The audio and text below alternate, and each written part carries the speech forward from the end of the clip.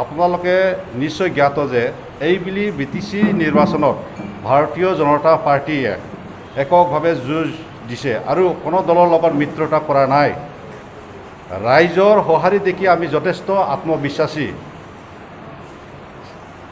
আৰু নিশ্চিতভাৱে ভাৰতীয় জনতা পাৰ্টীয়ে এককভাৱে BTC চৰকাৰ গঠন কৰিব।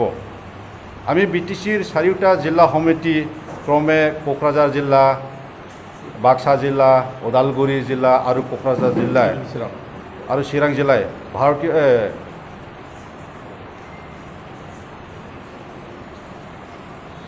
ভাৰতীয় জনতা পাৰ্টীৰ হৈ অসম নিৰ্বাচন আয়োগক দাবী জনাওঁ যে COVID-19 সকলো সামাজিক নীতি নিয়ম পালন কৰি অনতিপলমে BTCৰ নিৰ্বাচনটো অনুষ্ঠিত কৰা হওক।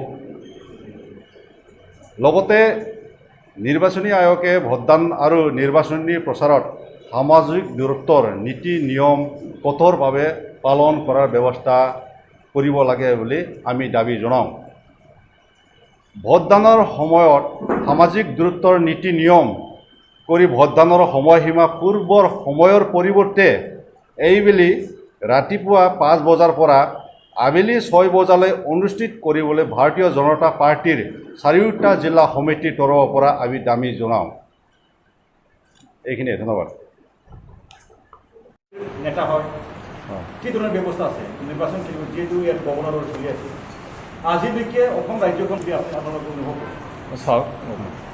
চাওক এতিয়া হয় আপোনালোকে যিটো প্ৰশ্ন উত্থাপন কৰিছে সেইটো আমিও ভাবিছোঁ, কথাটো সত্য হয়। কিন্তু সেই COVID-19 কেইবছৰ থাকিব সেইও নিশ্চিত নহয়, সেই 1 বছৰ 2 বছৰত শেষ নহ'ব। কিন্তু আমি জানো যে এই সামাজিক দূৰত্ব বৰ্তাই ৰাখি যদি আমি তেনেকৈ লকডাউন আনলক হৈ গ'ল, এতিয়া আনলক 1 আনলক 2 এনেকুৱা হ'বগৈ। আমি দেখা পাইছোঁ আনফালে মহাৰাষ্ট্ৰৰ দৰে আৰু লগতে UP, বিহাৰ, তেলেংগানা সেইবিলাকতো উপনিৰ্বাচন পাতিবলৈ যোজা কৰিছে। সেই হিচাপে আমি আশা কৰিছোঁ আমাৰ BTD ইলেকশ্যনো ঠিক তেনেকৈ লকডাউনৰ শিথিলতাৰ মাজেদিয়ে নিশ্চয় অনুষ্ঠিত কৰিব পৰা যাব। আমি অনতিপলমে বুলি দিছোঁ, কিন্তু আমি ভাবোঁ জুনৰ শেষৰ ফালে আমি বিচাৰোঁ। ইতিমধ্যে ৰাজ্যপাল শাসন চলি আছে, ৰাজ্যপাল কৈ আছে ইলেকশ্যন কমিশ্যন যেতিয়া এগ্ৰি কৰে তেতিয়াহে নিৰ্বাচন পতা হ'ব। কি কয় আপুনি? চাওক